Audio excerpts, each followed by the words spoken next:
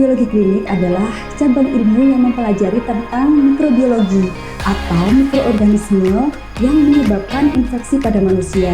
Untuk mikrobiologi klinik ini berperan dalam diagnosis penyakit infeksi, kemudian memberikan pilihan terapi untuk penyakit infeksi, serta mikrobiologi klinik ini turut berperan dan berpartisipasi dalam pencegahan dan pengendalian infeksi. Apabila batuk pileknya tadi itu ternyata sudah lama nggak sembuh-sembuh, kemudian bertambah berat, nah itu baru membutuhkan pemeriksaan mikrobiologi untuk mendapatkan hasil penyebabnya ini yang pastinya itu apa sih. Pemeriksaan mikrobiologi itu tidak hanya sampel masuk keluar hasil, jadi ada pemilihan, terus kemudian interpretasi. 3, 2, 1.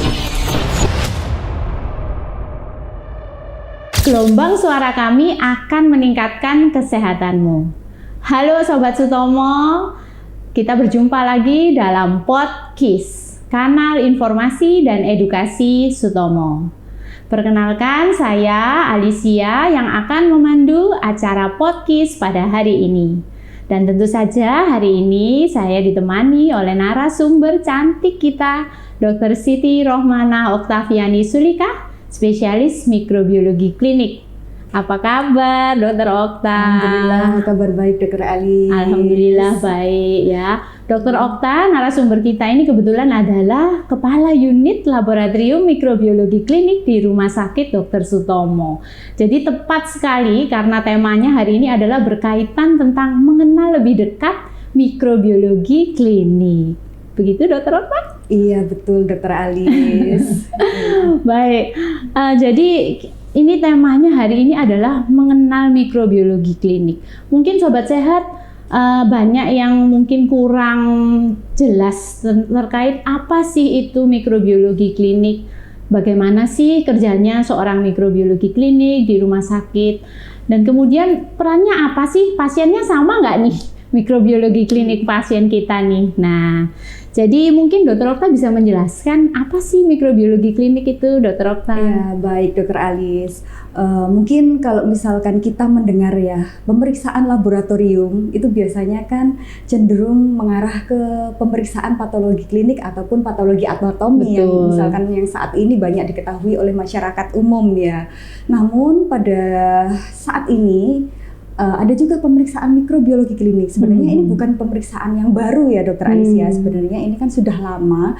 Namun pada saat ini itu lebih banyak diaplikasikan karena memang terkait dengan resistensi antimikroba, juga program pemerintah itu juga lagi konsen terkait dengan penyakit infeksi, terutama terkait dengan antimicrobial resistance.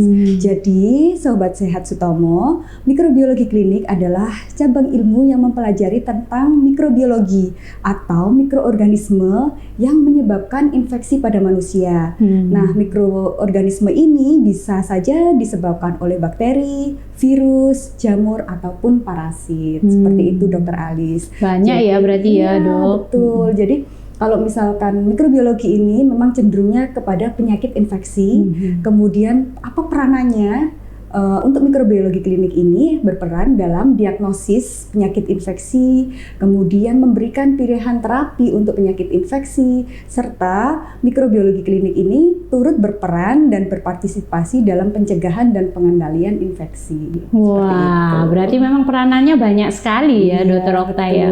Tadi memang Dr. Okta menyebutkan ya terkait resistensi antimikroba yang sangat hype ya, sekarang trending topik. Apalagi kemarin kan sudah ini ya, bulan November ya, WAAW, Iya, betul sekali.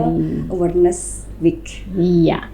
Nah, kira-kira Dr. Okta apa aja sih pemeriksaan mikrobiologi klinik itu yang bisa dilakukan, Dr. Okta? Ya, pemeriksaannya sebenarnya kalau misalkan dikelompokkan itu tidak banyak, Dr. Alis, tapi di sini pemeriksaan mikrobiologi itu bisa mendeteksi atau memeriksakan sampel apa saja, seperti itu ya. Jadi mulai dari yang paling sederhana adalah pengecatan.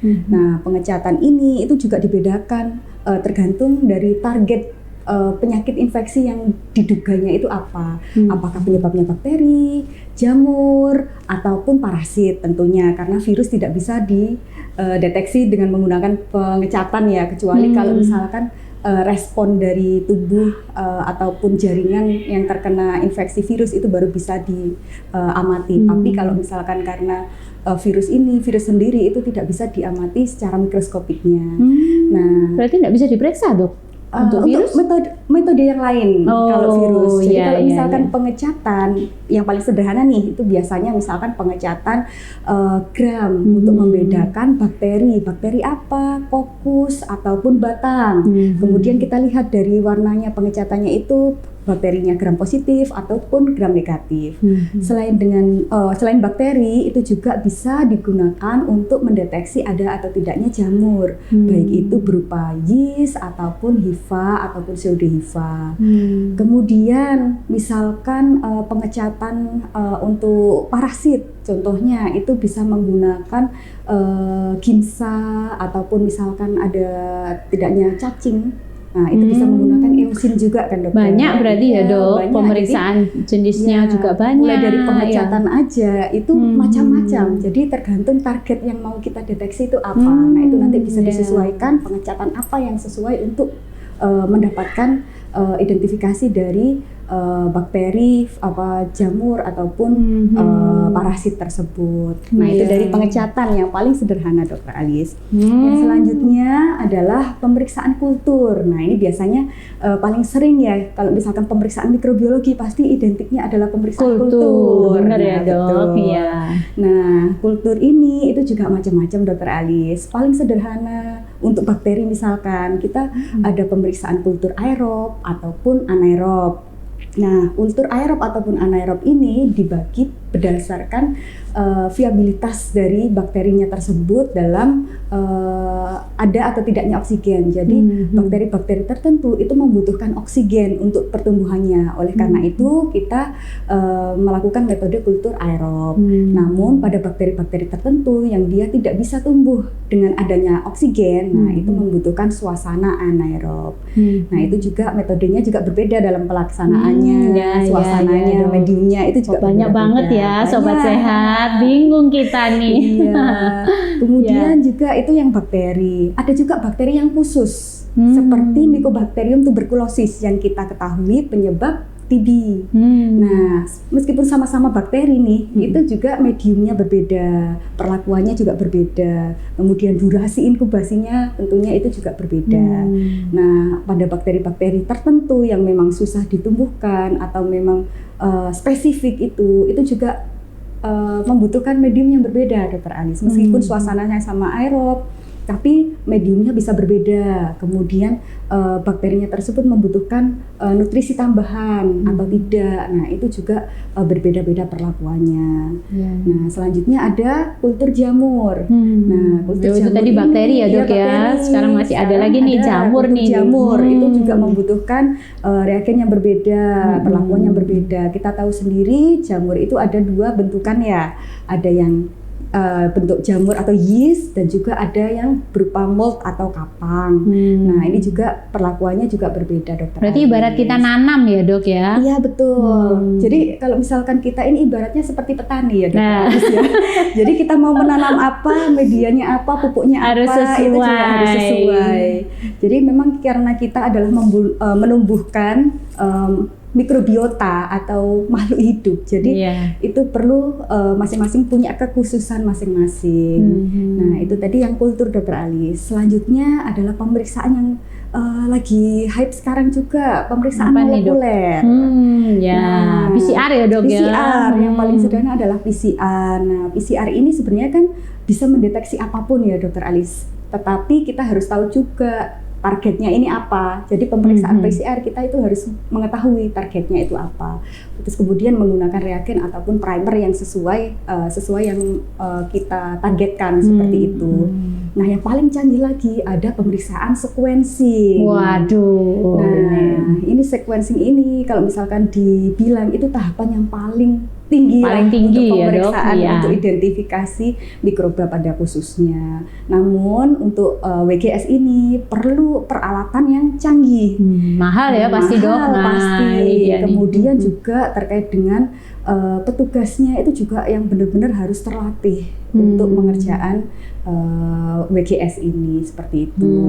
Nah, selain itu juga yang selanjutnya adalah pemeriksaan serologi. Nah, identifikasi mikroorganisme itu juga bisa dilakukan melalui deteksi antigennya. Namun pada saat ini belum semua mikroba itu bisa dideteksi antigennya seperti itu ya Dokter Alice. Jadi memang ada beberapa mikroorganisme atau bakteri ataupun virus yang sudah ada tersedia antigennya, tapi tidak semua bisa dideteksi dengan antigen. Seperti itu. Antigen ini adalah bagian dari komponen mikroba dari tersebut ya, Dokter Oktaya ya. Jadi ada banyak sekali ya Dok pemeriksaan mikrobiologi ini. Nah kira-kira kapan Dok sebagai kita ini misalnya calon pasien atau pasien kita ini kapan perlu untuk melakukan pemeriksaan mikrobiologi? Ya kapannya itu penting sekali ya, karena memang pemeriksaan mikrobiologi ini apalagi kultur itu juga bukan murah ya. Jadi membutuhkan biaya. Jadi kapankah seseorang itu dianjurkan untuk pemeriksaan kultur? Itu apabila memang yang pertama harus ada dugaan terinfeksi oleh mikroorganisme. Baik itu, ya Dok. Baik itu bakteri, virus, jamur ataupun parasit.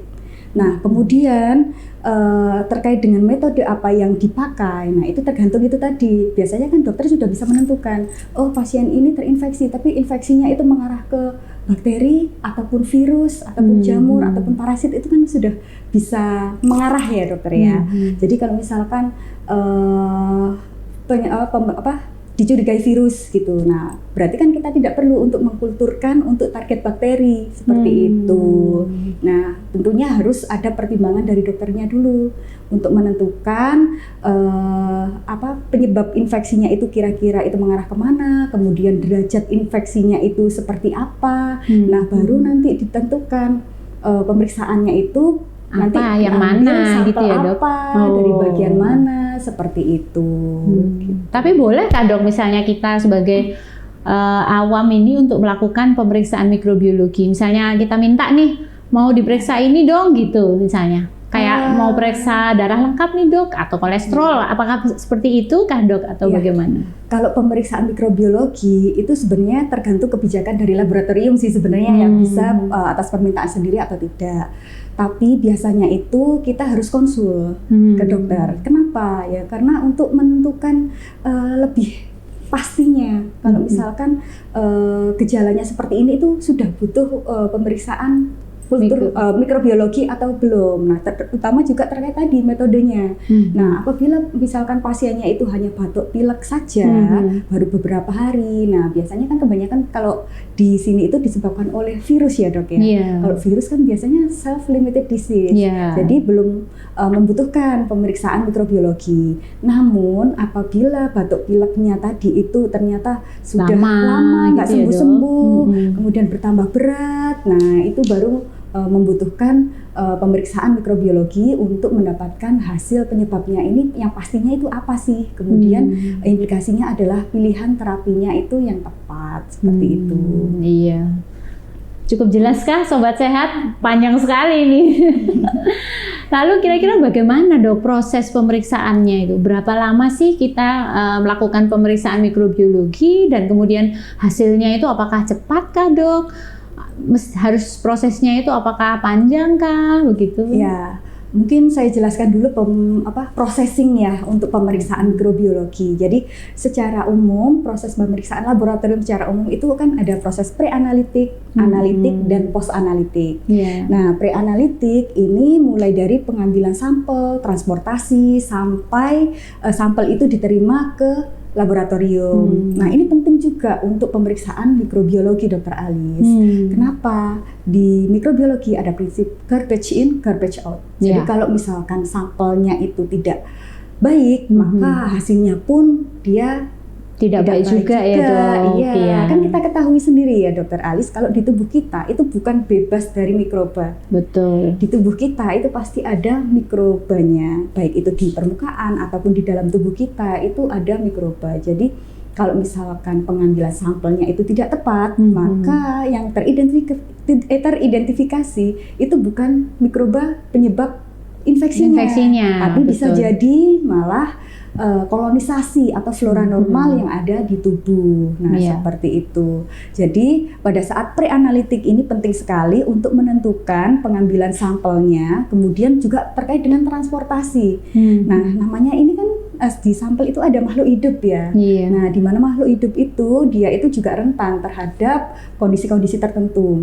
Kemudian pada saat pengiriman itu harus segera dikirimkan sesegera mungkin setelah diambil sampelnya, kemudian dikirimkan ke laboratorium. Kalau nggak gitu mati kah dok ya, si bisa bakterinya jadi, ya? Delay terhadap pengiriman sampel itu juga berkontribusi terhadap pertumbuhan dari mikroba bakteri ataupun jamur pada pertumbuhan medium kultur seperti itu. Jadi perlu diperhatikan juga baik itu durasi pengiriman ataupun suhu itu juga sangat mempengaruhi. Gitu. Iya dok. Lalu prosesnya itu masih panjang dok itu? Ini baru preanalitik aja ya. Baru ininya ya dok? Iya, nah kemudian setelah sampel sudah diterima oleh laboratorium, nah pastinya kita mencocokkan ya dokter identitasnya, kemudian jenis spesimennya itu harus disesuaikan, kemudian kita lihat jadi permintaannya itu untuk pemeriksaannya apa. Nah kalau misalkan ada ketidaksesuaian nih pemeriksaannya, misalkan swab aerob dari superficial kemudian dimintakan anaerob, nah itu kan tidak sesuai ya. Nah, itu biasanya kami konfirmasi dulu. Jadi tidak semua pemeriksaan yang dimintakan oleh pengirim itu bisa kita kerjakan. Jadi kita perlu menyesuaikan dengan sampel yang kita terima. Nah setelah itu apabila sudah sesuai, nah ini baru kita processing. Processing yang pertama tadi itu pengecatan. Yang paling sederhana adalah pengecatan gram. Kemudian apabila ada indikasi infeksi jamur, maka dilakukan pengecatan juga KOH. Nah setelah itu baru kita kultur. Nah kulturnya itu bakteri ataupun jamur seperti itu. Nah dari situ nanti kan tumbuh nih dokter. Seperti tadi kita kan seperti petani ya, menumbuhkan bakteri nih ceritanya. Paling tidak minimal 1 kali 24 jam. Besoknya baru kita lihat lagi sudah ada pertumbuhan atau belum.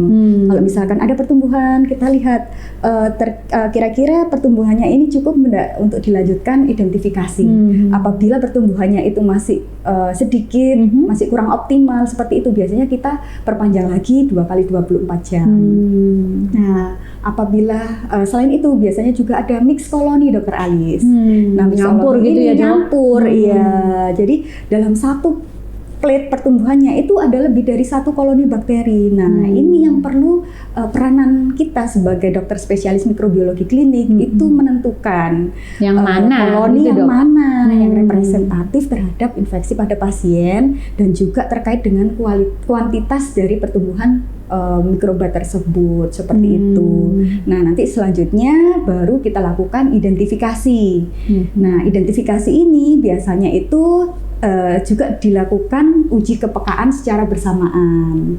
Nah, untuk metodenya juga banyak macamnya dokter Alis. Kalau misalkan biasanya kan pemeriksaan untuk identifikasi itu kan kita bisa mulai dari manual ya, seperti yang zaman dulu kita belajar jadi pakai tabung reaksi seperti itu. Nah, tapi kalau saat ini itu sudah banyak metode yang bisa digunakan untuk identifikasi sehingga lebih cepat ya dok hasilnya, lebih cepat. Tapi meskipun tapi tergantung metodenya ya dokter Alis. Kalau misalkan alat otomatisnya tersebut masih menggunakan metode biokimia dalam mendeteksinya, itu paling tidak juga membutuhkan waktu 1 kali 24 jam lagi. Tapi untuk saat ini kan sudah ada teknologi yang terbaru nih, MALDI-TOF. Nah, itu baru bisa digunakan untuk identifikasi dalam waktu hanya beberapa menit saja, sobat sehat. Jadi cuma beberapa menit kita udah tahu ini siapa nih si bakterinya ini ya. Tapi yang perlu ditekankan di sini ya, identifikasinya itu harus dari pertumbuhan di medium kultur dulu. Jadi nggak bisa kalau misalkan dari sampelnya kemudian diperiksakan MALDI-TOF itu tidak bisa. Jadi tetap ditumbuhkan dulu. Nah, koloni yang tumbuh baru diidentifikasi dengan MALDI-TOF. Itu sangat cepat sekali. Nah, selanjutnya baru dilakukan uji kepekaan. Nah, uji kepekaan ini yang biasanya paling penting ya, karena memang untuk terapi ke pasien. Antibiotik, Jadi untuk uji kepekaan ini nantinya akan kita dapatkan hasil sensitif, intermediate ataupun resisten seperti itu. Berarti prosesnya tadi mulai pre-analitik ya dok, lalu kemudian ada ditumbuhkan dulu 1 kali 24 jam ya, terus kemudian identifikasi lagi 1 kali 24 jam lagi, berarti minimal 3 hari nih ya dok ya? Biasanya minimal hari ketiga itu didapatkan ya, asalkan dengan catatan seperti itu tadi, bakterinya yang tumbuh itu hanya 1 bakteri, tidak ada mixed koloni, karena kalau mixed koloni berarti kita perlu tambah lagi 1 kali 24 jam untuk menumbuhkan atau mengisolasi bakteri tersebut. Gitu. Nah itu sobat sehat, jadi pemeriksaan kultur mikrobiologi ini ternyata minim-minim butuh waktu 3 hari untuk kita menumbuhkan si bakteri dengan cinta kasih. Itu bakteri, beda lagi dengan jamur dokter. Beda lagi ya dok, iya. Waktu jamur tumbuhnya sama kah dok? Lebih panjang kan? Oh lebih panjang dengan lagi. Bakteri. Iya, jadi untuk jamur biasanya minimal 5 hari sampai 7 hari. Namun kalau misalkan jamur tertentu, misalkan dermatofit biasanya lebih panjang lagi ya dokter Alis, bisa sampai 2 minggu. Bisa sampai 2 minggu sobat sehat untuk kultur jamur ya, gitu. Iya. Lalu kalau kita sebagai masyarakat itu bagaimana dok kita mendapatkan akses ke laboratorium? Jadi kalau misalnya kita curiga infeksi nih, kita harus kemana nih dok? Ya, kembali lagi seperti yang tadi ya, indikasi untuk kita pengen periksa sendiri itu harus ada, misalkan ya tadi itu misalkan ada batuk nggak sembuh-sembuh, kemudian mungkin ISK berulang. Nah itu kadang kan kita sebagai pasien itu pengenlah periksa dulu karena mungkin nanti hasilnya nanti dibawa konsultasi ke dokter gitu, itu bisa. Jadi mungkin yang perlu ditekankan lagi juga hasil kultur itu tidak bisa dibaca secara awam seperti itu ya dokter Alicia. Tetap kita membutuhkan ekspertisi dari dokter untuk menerjemahkan hasil kultur itu. Karena kan di hasil kultur itu cuma ada sensitif, intermediate atau resisten. Nah, bukan berarti semua pilihan terapi yang sensitif itu bisa dipilih oleh pasien. Nah, pastinya yang menentukan itu adalah dokter. Iya. Bisa-bisa kita bonda-bandi nih sensitif. Nah, seperti itu. Atau misalkan memilih yang paling mahal atau paling murah. Nah, ini nggak boleh seperti itu. Nggak bisa begitu ya, jadi dok. harus ada pertimbangan dari dokter.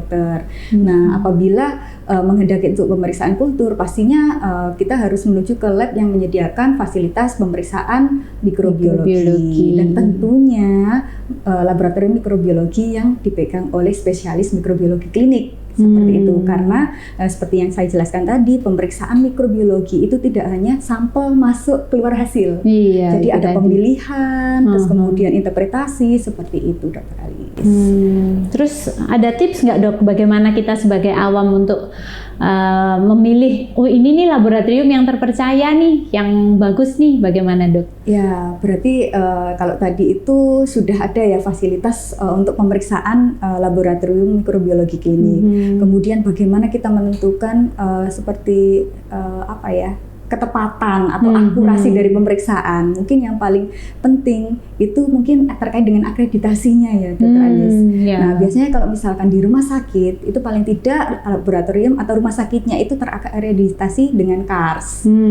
Ya, jadi standarnya itu jelas ya dok. Standarnya kalau misalkan di rumah sakit kan pasti ya terakreditasi KARS. Nah di laboratoriumnya itu pun juga ada penilaiannya kan dokter Ali. Jadi minimal seperti itu. Kemudian kalau misalkan terkait dengan akreditasi internasional untuk laboratorium medik itu bisa terakreditasi ISO 15189 seperti itu. Kemudian mungkin selain dari akreditasi, kita juga perlu tahu nih laboratorium tersebut menggunakan teknologi apa. Alat yang digunakan untuk processingnya. Nah, pastinya sekarang kan banyak berbagai macam peralatan ya. Iya, banyak banget itu, tadi dokter Okta nyebutin ya. Mulai dari yang sederhana hingga sequencing tadi. Nah, itu pastinya kalau misalkan kita lihat teknologinya itu benar-benar yang mungkin sudah ada validitasnya seperti apa alat tersebut gitu. Ya itulah sobat sehat. Jadi ternyata pemeriksaannya ini cukup panjang, butuh waktu, dan ada banyak sekali jenisnya yang mungkin kita sebagai awam juga kurang paham nih ya. Jadi kita tetap harus berkonsultasi dengan dokter dan pastikan laboratorium Anda juga dipegang oleh seorang dokter spesialis mikrobiologi gitu, karena panjang banget ini tahapannya gitu ya. Nah, Dokter Okta, Tadi kan Dr. Okta ini kan kepala laboratorium nih, jadi kita juga penasaran nih kira-kira selama bekerja mungkin kira-kira tantangannya kayak bagaimana dok di laboratorium yang besar ini? Ya, tantangan pasti ada ya. Jadi yang pertama mungkin terkait dengan alat. Nah, tentunya investasi alat untuk pemeriksaan mikrobiologi ini juga bukan yang murah ya. Mahal ya dok? Ya, cukup mahal seperti itu. Tapi dengan adanya pemeriksaan mikrobiologi ini, kita itu kan bisa membantu klinisi untuk menegakkan diagnosis, kemudian untuk memberikan pilihan terapi seperti itu. Jadi dengan pemeriksaan mikrobiologi ini tentunya itu bisa menekan pembiayaan untuk penggunaan antimikroba seperti itu. Itu salah satu fungsi tidak langsungnya seperti itu, Dr. Alis. Kemudian memang kalau misalkan terkait dengan teknologi, kalau misalkan kita mengikuti teknologi terbaru, pasti investasinya itu juga tidak murah. Namun sebenarnya pemeriksaan mikrobiologi ini kan masih bisa dikerjakan dengan manual ya. Jadi untuk misalkan untuk laboratorium yang masih skalanya itu belum besar ataupun rumah sakit di daerah itu meskipun belum mempunyai peralatan yang canggih, yang komplit gitu, sebenarnya itu masih tetap bisa melakukan pemeriksaan yang sederhana dulu. Misalkan tadi pengecatan, kemudian pemeriksaan kultur, misalkan metode yang konvensional itu masih bisa dikerjakan. Nah, di tempat kita ini sudah ada bermacam-macam ya peralatan. Udah komplit ya dok? Sudah komplit. Wah, ya, alhamdulillahnya Sakit seperti Dr. itu. Sutomo sudah komplit laboratorium kita ya. Termasuk WGS kita sudah ada. Oke. Kemudian terkait dengan teknis, kita di sini ya dokter, terkait dengan kompleksitas dari sampel yang dikirimkan. Nah, sampel itu kan bermacam-macam. Karena di sini itu kita tidak mempunyai SDM yang terlibat langsung untuk pengambilan sampel, maka kendalanya itu adalah terkait dengan processing pengambilan dan pengiriman. Nah, kita tidak tahu desinfeksinya sudah sesuai apa belum, sudah optimal atau belum. Kemudian pengambilannya itu tepat di lokasi infeksinya atau seperti apa, itu kan kita nggak bisa mengevaluasi secara langsung ya, Dr. Alis. Tapi kita di sini secara berkala sudah melakukan sosialisasi terkait dengan pengambilan sampel dan transportnya ke laboratorium. Nah, mungkin juga terkait dengan transport ini juga perlu ditekankan ya, seperti yang tadi kita ini mengidentifikasi makhluk hidup. Nah, kalau misalkan suasananya itu atau terdapat delay dalam proses pengiriman, itu juga mempengaruhi viabilitas dari mikroba tersebut, seperti itu. Nah, kemudian terkait dengan SDM-nya, alhamdulillah kalau SDM-nya ini kita di mikrobiologi itu sudah semuanya sudah terlatih ya Dr. Alis. Terus kemudian secara berkala tiap tahun itu pasti nanti kita adakan refreshing untuk update keilmuan bagi semua analis ataupun staf yang ada di mikrobiologi seperti itu. Karena memang pemeriksaan ini kan terus terupdate ya, baik itu teknologi maupun terkait metode itu perlu kita update seperti itu. Laboratorium mikrobiologi buka setiap hari kah dok? Ya, setiap hari 7 kali 24 jam, 3 shift. Waduh, hari libur? Tetap jalan. buka. Tidak ada libur, biasa. Meskipun hari raya pun kita tetap ada yang bekerja ya. Kita bekerja demi kesehatan Sobat Sehat Sutomo nih. Karena kita kan menumbuhkan bakteri, dokter. Bakteri ataupun mikroba yang lain, Dokter Ali. Jadi tiap hari harus kita pantau pertumbuhannya dan jangan sampai hasil kita itu delay. Karena nanti implikasinya akan ke terapi pasien. Mundur ya dok, iya, terapinya. Betul, nah itu. Jadi sangat penting Sobat Sehat untuk mempercayakan kesehatan Anda di Rumah Sakit Dr. Sutomo tentunya ya.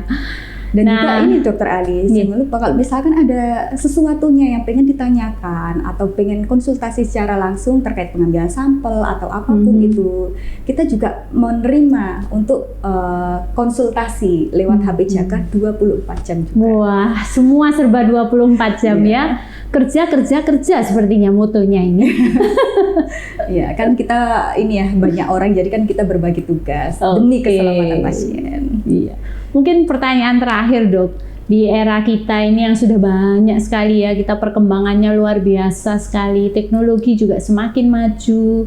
Kira-kira harapan apa sih yang Dr. Okta inginkan bagi pengembangan mikrobiologi klinik ke depannya? Ya, tentunya dengan perubahan era ini ya Dr. Alice, di mana semua teknologi itu semakin maju, harapannya juga bisa diaplikasikan di laboratorium mikrobiologi klinik. Jadi bukan berarti kita tidak membutuhkan petugas lagi untuk insight secara langsung ya. Kita kan pengen ada otomatisasi seperti itu. Banyak pun sekarang ini sudah banyak teknologi yang sudah otomatisasi, mulai dari sampel diterima, prosesnya bertahap itu kan sudah ada sampai hasil. Tapi tentunya itu membutuhkan investasi yang cukup besar. Nah, tapi kan kita tidak menutup harapan kita ya untuk kedepannya memang mengikuti perubahan zaman dan teknologi tersebut. Tentunya juga kita sebagai staf di laboratorium mikrobiologi klinik itu juga berkewajiban untuk meningkatkan kompetensi kita untuk mengikuti perkembangan teknologi saat ini. Jadi kita harus banyak belajar dan belajar dan belajar. Luar biasa. Udah belajar, jam kerjanya terus 7 kali 24 jam. Luar biasa banget. Oke, baik Dok. Terima kasih banyak waktunya. Senang sekali berbincang dengan Dr. Okta pada hari ini. Baik, Sobat Sehat, kita sudah sampai di penghujung akhir acara podcast pada hari ini. Mohon izin akan kita tutup dengan pantun dulu, boleh? Nanti Dr. Okta yang bilang cakep ya? Cakep apa cantik? Cantik aja deh. Karena narasumber dan hostnya sama cantiknya. Oke. Pagi hari mengayuh sepeda, cantik. Lewati taman banyak tanaman, cantik. Sampel tepat, diagnosis tepat, terapi tepat sasaran demi keselamatan pasien. Cantik. Oke. Terima kasih banyak Dr. Okta. Kita berjumpa lagi nanti dalam acara podcast yang selanjutnya. Terima kasih. Sampai jumpa. Sampai jumpa.